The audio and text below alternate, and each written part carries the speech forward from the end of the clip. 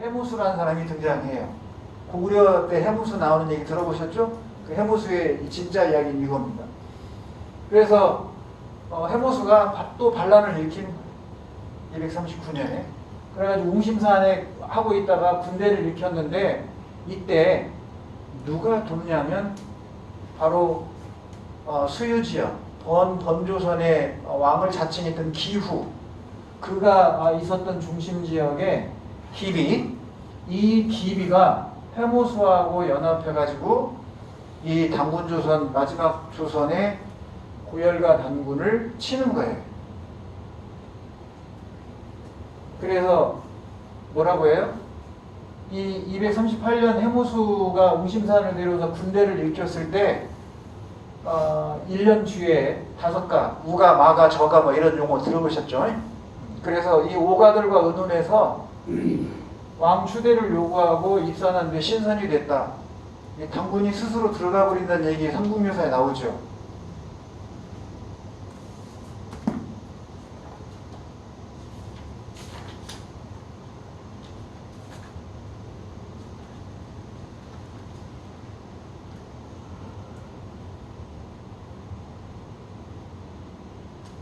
여기 보면 삼국유사에 주나라 무왕이 즉위하던 기묘년 기원전 1221년에 기자를 조선에 봉하자 당군은 곧 장단경으로 옮겼다가 뒤에 아사달로 돌아와 숨어서 산신이 되었다. 나이는 1908세다. 이게 삼국유사에 나온 우리의 당군에 관한 마지막 이야기예요.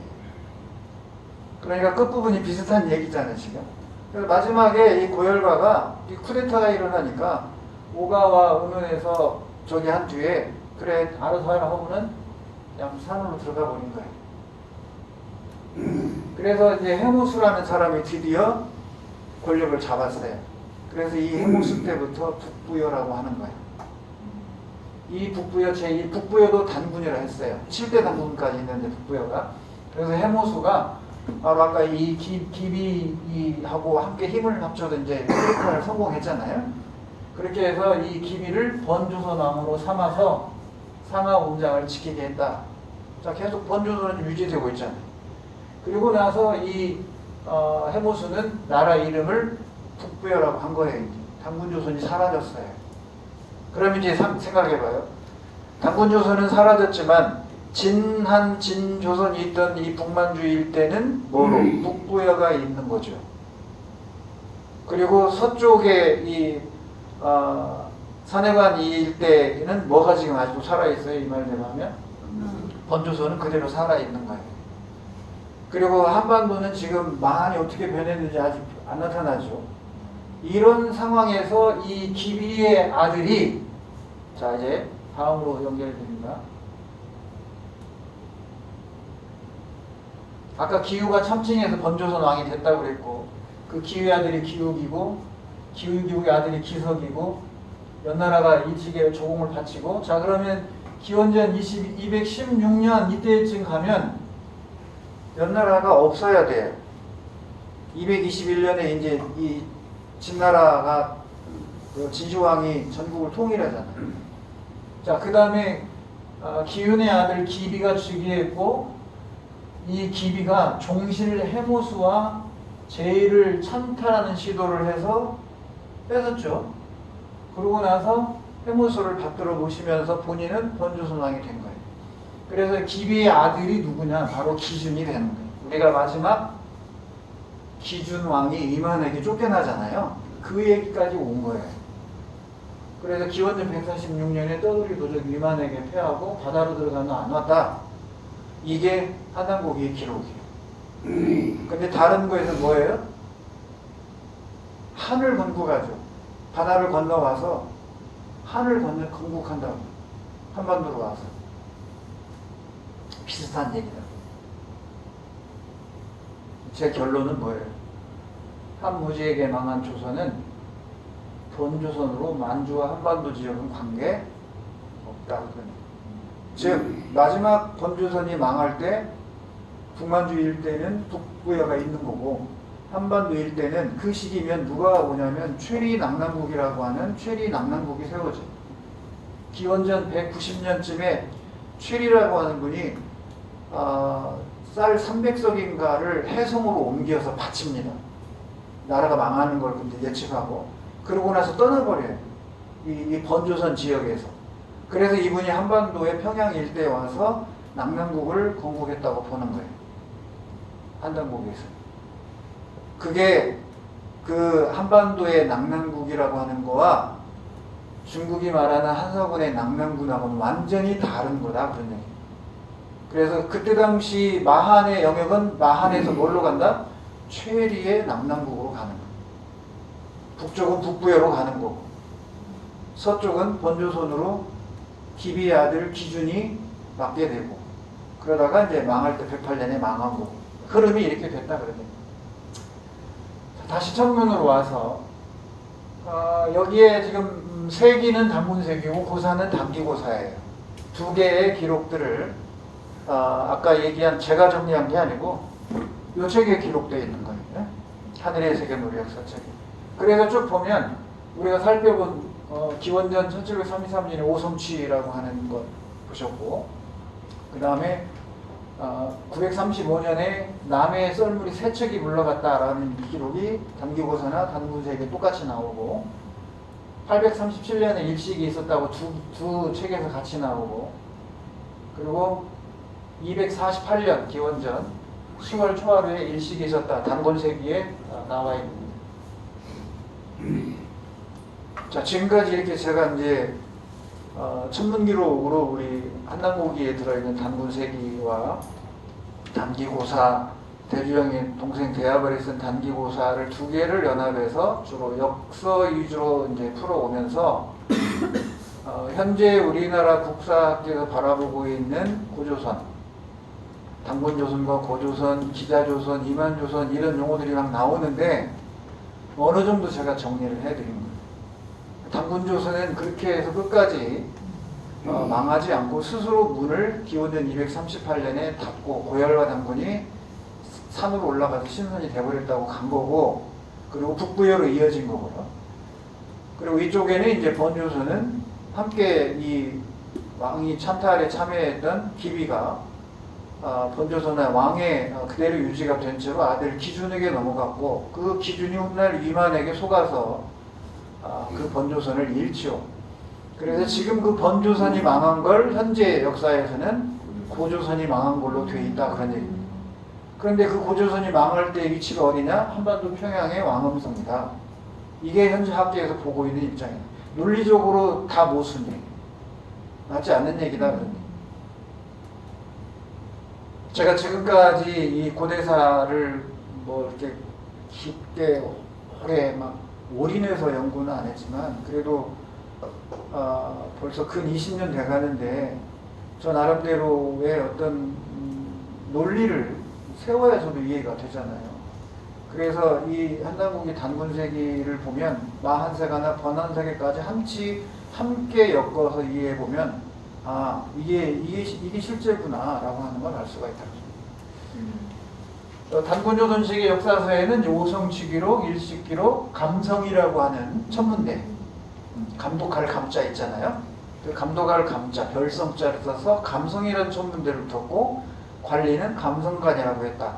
그 감성관을 두어서 천문을 연구하고 관리한 뒤에 얼마 후에 기원전 1733년에 오성치루 기록을 남겼다.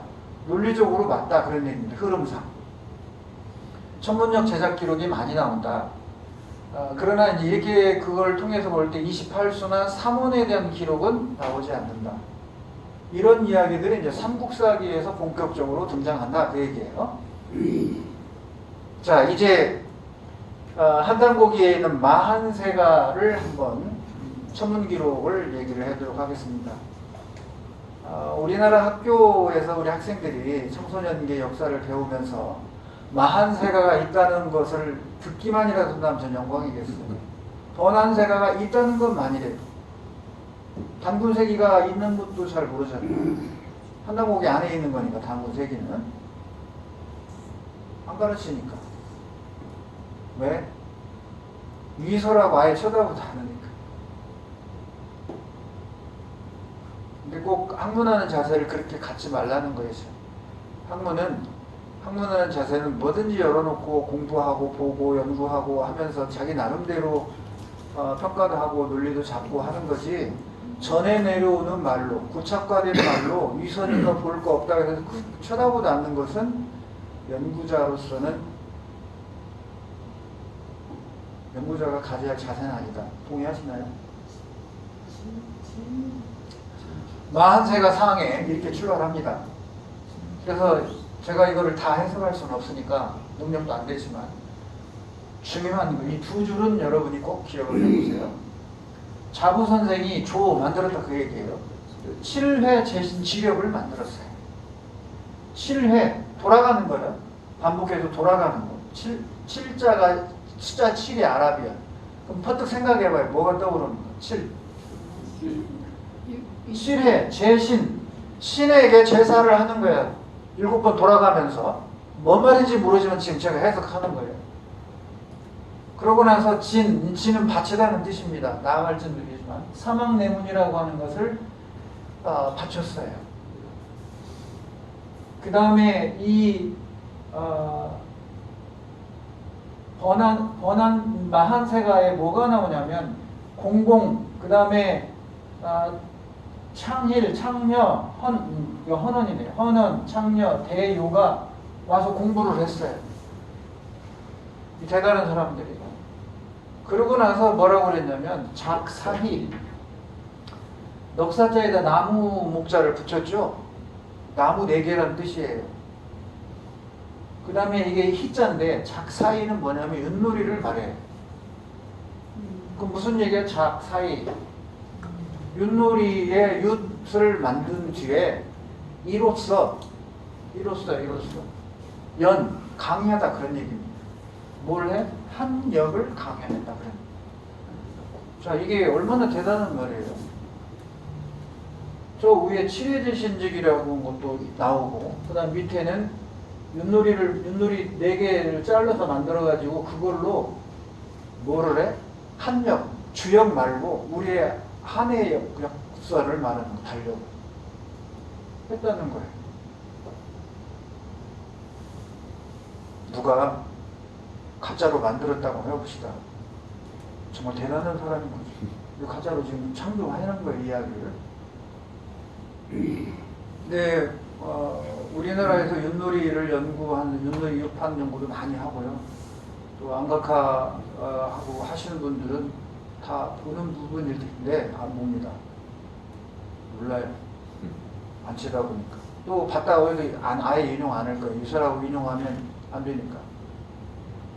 저는 그런 사람들이 아니기 때문에 여기에 작역 나와요. 역을 만들었는데 365일 5시 48분 46초라는 이 어마어마한 기록이 나와요.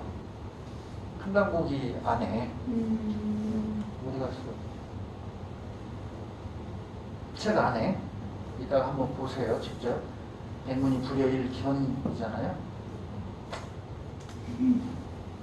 자, 그럼 제가 주목하는 건 이 1년의 길이도 중요하지만 바로 이 칠해제신지라고 하고 윷놀이를 만들어서 역을 가르쳤다는 내용.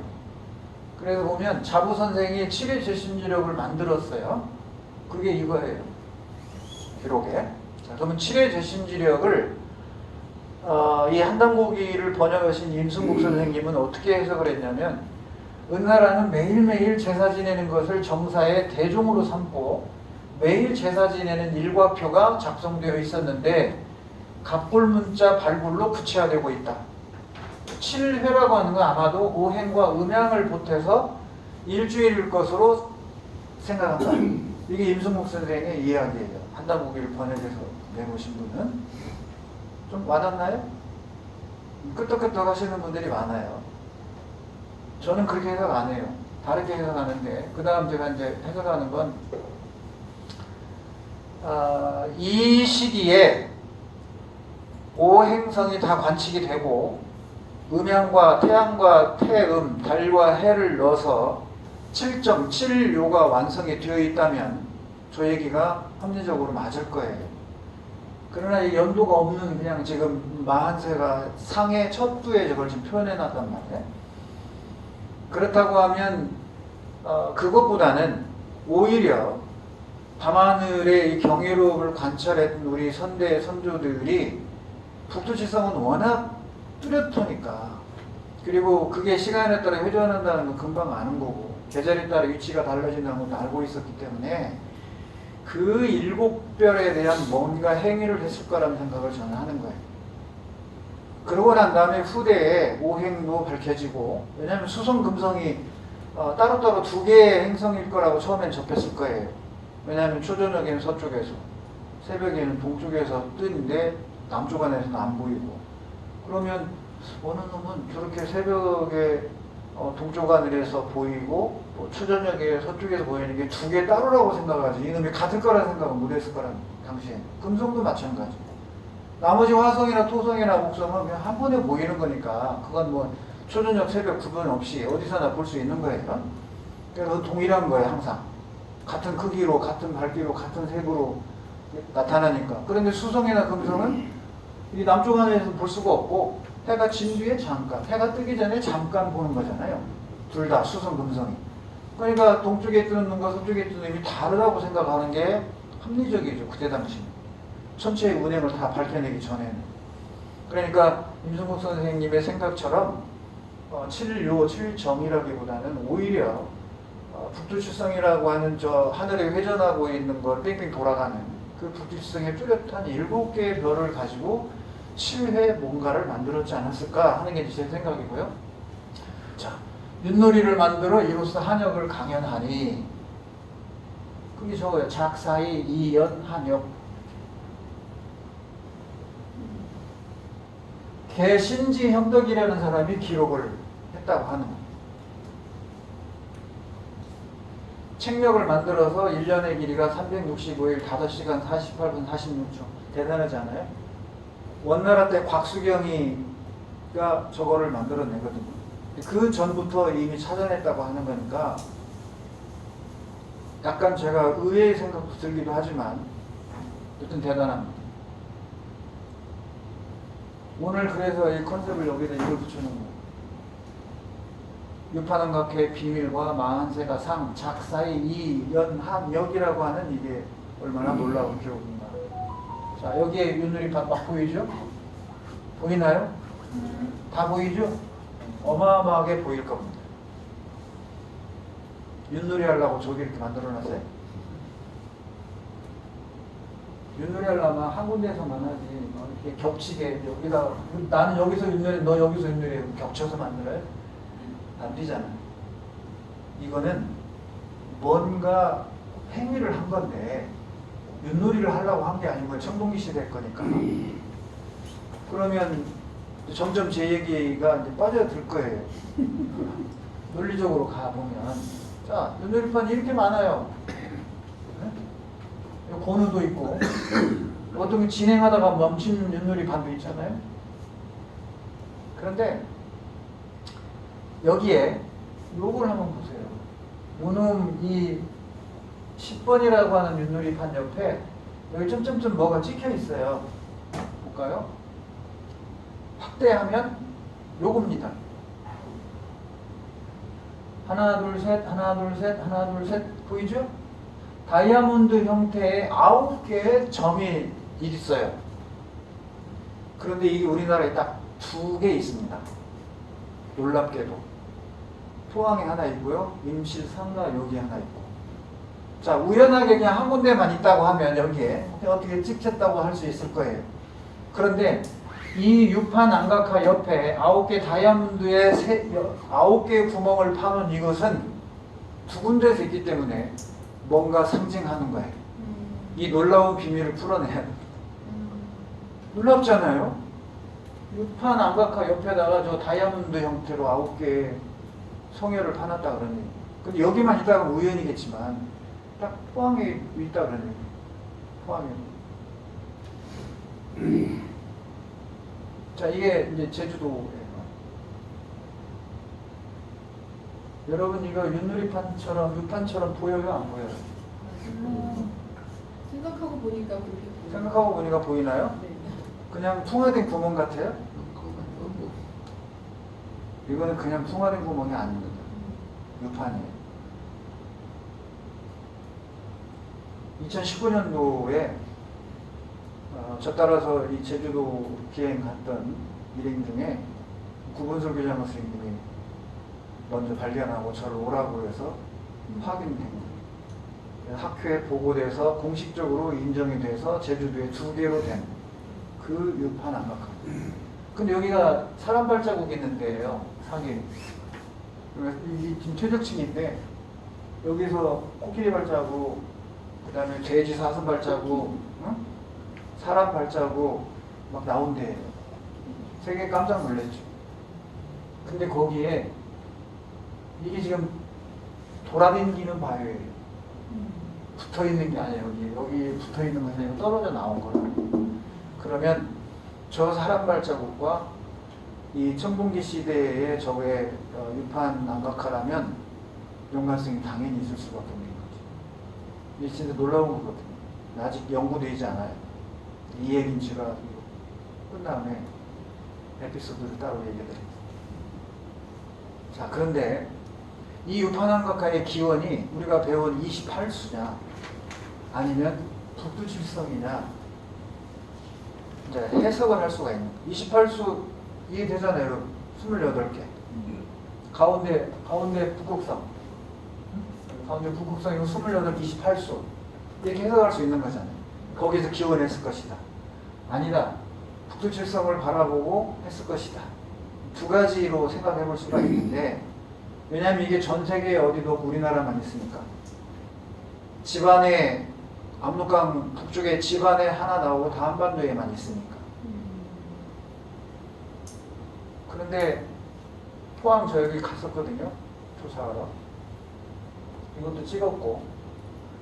이게 뭐예요, 여러분? 카시오페아 연막 없잖아요. 근데 거기서 얼마큼 떨어지는데 이렇게 이중으로 별을 그려놨어요. 이중으로. 현대천문학의 별, 이게 병광성을 그릴 때 이렇게 나타내요. 근데 이건 그때 당시 병광성이 아니라 중요하다고 이렇게 해놓은 거겠지. 그리고 건너편에 똑같은 거리에 뭐가 있어요? 북두칠성이 있어야 되지, 논리적으로 하면. 근데 북두칠성 대신 뭘 해놨다? 유판 안각화를 넣어놨어요. 여기도 보세요. 얘하고 다른 거예요, 지금. 그렇죠? 다르죠? 여기 있고, 이렇게 별자리를 이어놨어요. 그러면 이거는 28수가 기원이 아니라 저 자리에 북두칠성을 상징하는 유판 암각화를 그려놨다는 것은 저 유판이 무엇으로부터 기원될까? 북두칠성으로부터 기원됐을 가능성이 더 큰 거죠. 자, 그러면 이게 이제 제 얘기인데 28수를 나타내기 위해서 했다라고 한 것은 확실하게 이야기할 수가 없어요. 왜냐하면 28수가 동일한 간격도 아닐 뿐더러 그래서 여러분이 해봤잖아요. 면적도 다 다르고 그죠? 구간이 다 다르잖아. 어떤 놈은 넓고 어떤 놈은 좁고. 그래서 동일한 규칙성이 아니에요. 그렇다고 하면 우리 지금 이 그림은 우리 안각화학회의 전 회장이 이하우 선생님인데 이분이 이제 최근에 저 몽골 답사 갔다 온 뒤에 명일만 책을 저에게 보내주셔서 제가 지금 인용을 좀 하고 있습니다. 이거예요. 포항시에서 발행한 책.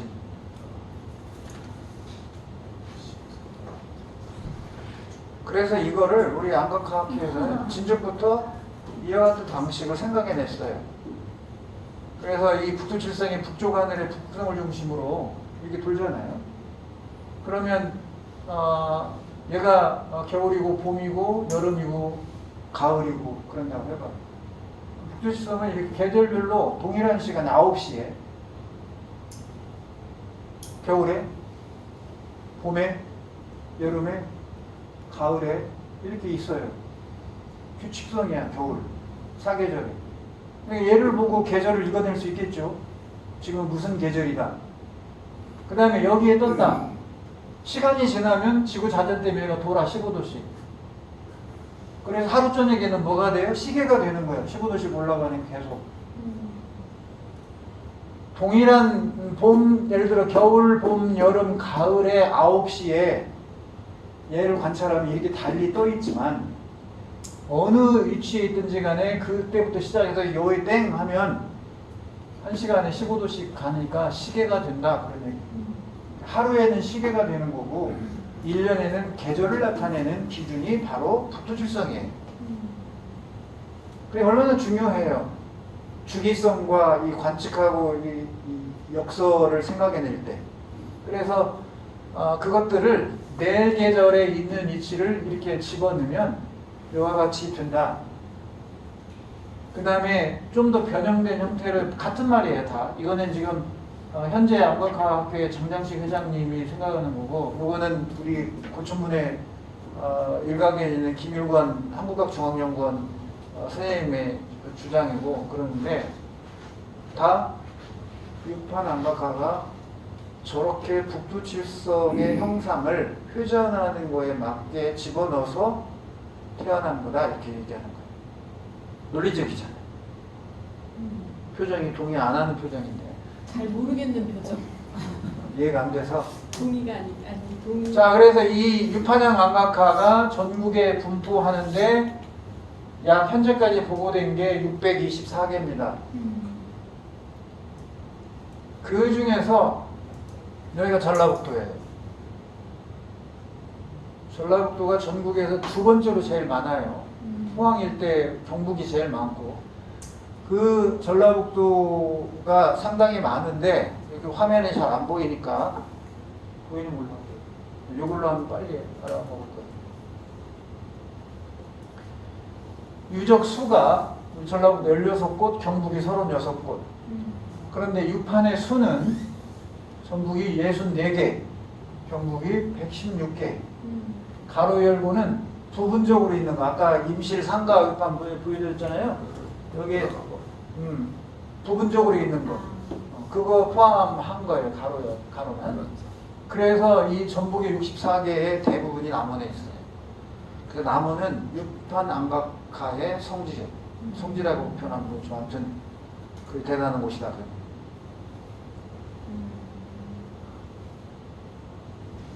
자, 그래서 이제 뭘 어쩌자고 이걸 안내하는 거겠어요?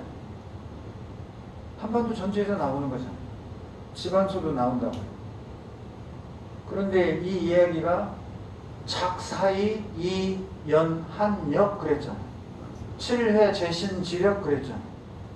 그럼 마한세가에 나오는 것은 마한의 영역 역사서잖아요. 근데 한반도 전체를 마한으로 본다면서요. 근데 그 한반도 전체에 유판형이 나와요. 근데 그 작사이라고 하는 것이 있어요. 기록에. 그러면 마한세가가 다루고 있는 마한의 영역의 한반도라고 하는 것을 유판이라고 하는 것으로 분포도로 보면 맞아 떨어진다 그 얘기예요. 그러니 제 얘기의 결론은 뭐예요? 마한세가는 한반도에 분포하는 유판형의 분포로 증명이 된다라고 제가 논리적으로 펴가는 거예요. 7의 재신지력도 이 북두칠성 7개와 관련이 있을 거라고 보는 거고. 아까 은나라가 뭐 한다고 그랬죠? 매일 제사를 지낸다고 했잖아요. 매일. 동이족이잖아. 은나라. 은나라 동이족이 뭐 당군조선의 제후국이라고 봐요. 어쨌든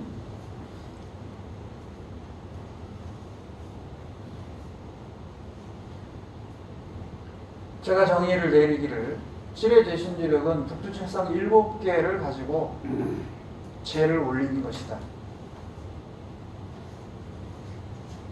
작사의 이연한역이라고 하는 기록은 유판 안각화가 한역, 즉 역서 달력이다.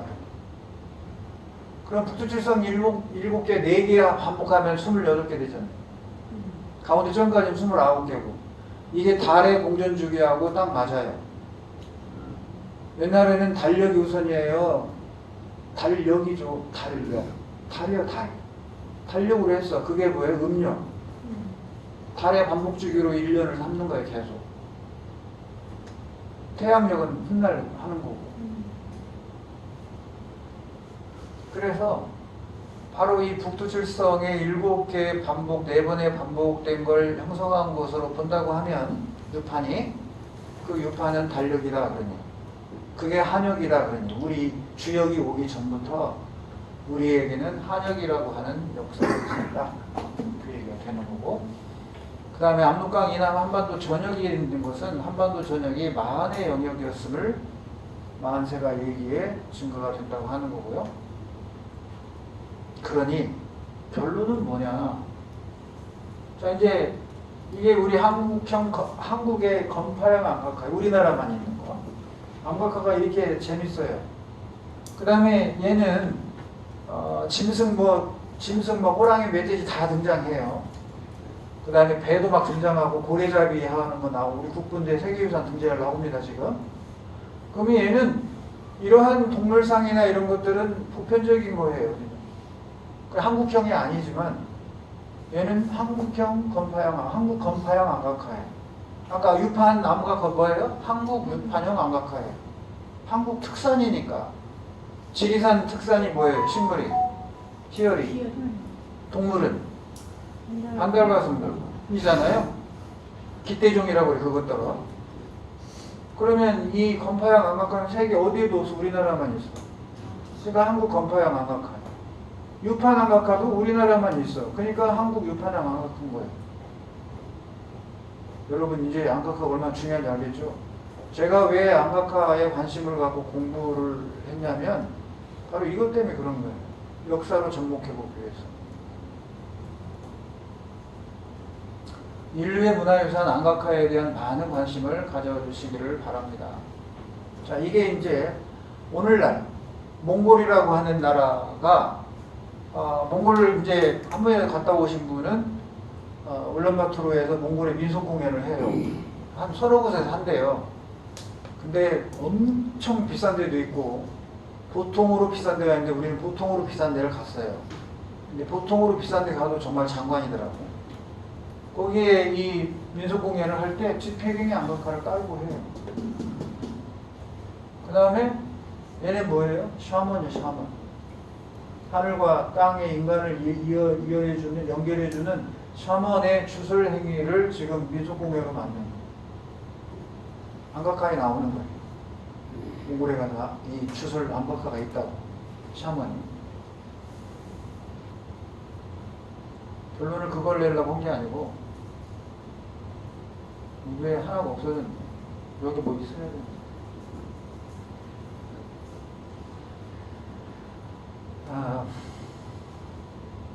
참 어려운 주제죠 지금.